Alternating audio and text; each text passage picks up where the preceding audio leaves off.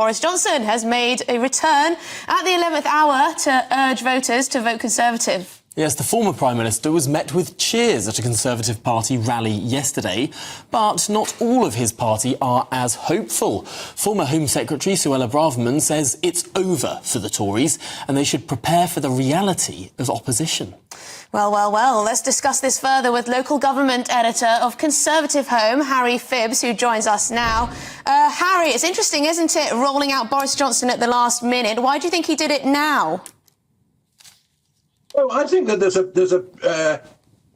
bit of drama having a last-minute intervention. I think that would have probably been done by agreement. But a lot of people that I've talked to in different parts of the country that have been canvassing for the Conservatives, when they knock on doors, have come across people who say they voted Conservative in the past, but they feel that Boris Johnson was unfairly treated, that it was disloyal of the Conservatives to oust him, that there wasn't sufficient justification over it, or they're sort of ambushed by a cake and all that. And so I think that in terms of trying to get those voters back into the fold and persuade them to vote Conservative, obviously Boris Johnson himself coming out with this very strong, emphatic plea will have some benefit. I'm not saying it's going to transform it, but you get the Conservatives get an extra point or two in the polls. It all helps. It all makes a difference.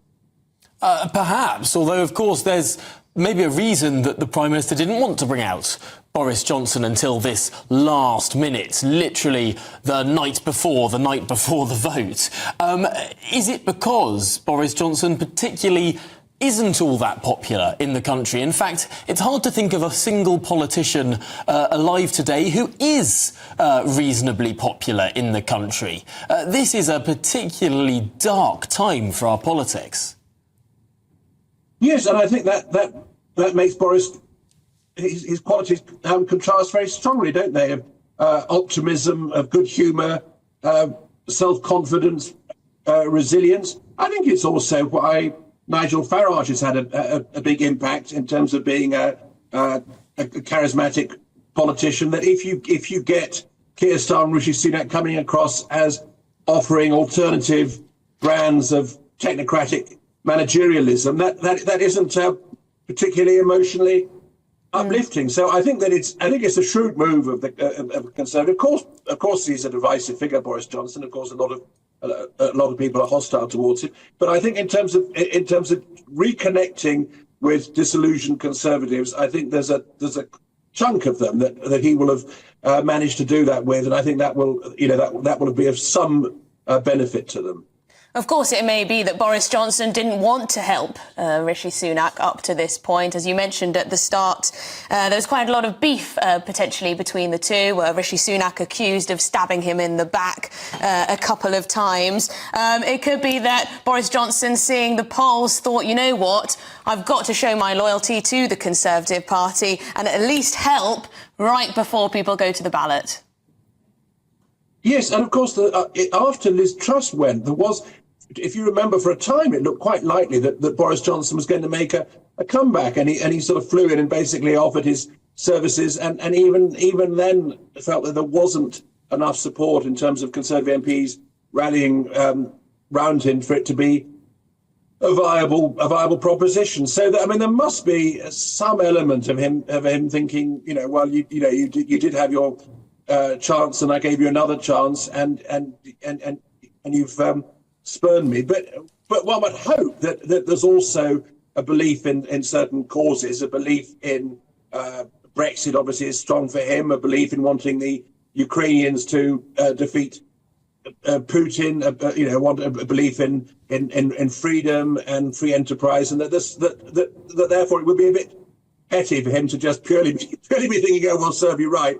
And so I think that he's probably genuine, that he's wanting the Conservatives to do as well as possible. And yet, Harry, the Conservatives are not going to do as well as possible. If we look at any single opinion poll, and it is actually fairly rare that every single opinion poll under the sun is telling the same story, yes, to different degrees, but the same story, which is the largest Labour majority in this country's history and the lowest number of Conservative seats since that party was founded in 1834. Yes, and I think as you've been discussing, the curiosity could be that we get this incredible Labour landslide, with Labour perhaps getting below 40% of the vote. I think Matt Goodwin was talking about 36%. I mean, that would be an astonishing thing. And for people like me who defend the first past the post system, because we want to have a clear government rather than sort of endless sort of coalitions and all the sort of messy deal breaking behind closed doors. I think it will be a struggle for us to defend the first past the post if we do get that astonishing Labour landslide, particularly if because of tactical voting the Lib Dems then form the main opposition, and it's a sort of bogus opposition, because the Lib Dems and Labour agree on everything, really, wanting a bigger state, more woke stuff, a great sort of climate change alarmism with net zero, more signing up to European Union rules. The idea that we have a Labour government and the Lib Dems as the supposed opposition, completely agreeing with them about everything, would be a pretty unsatisfactory democratic outcome, to put it mildly. OK, well, Harry Phibbs, thank you very much indeed for your insight. You're from Conservative Home.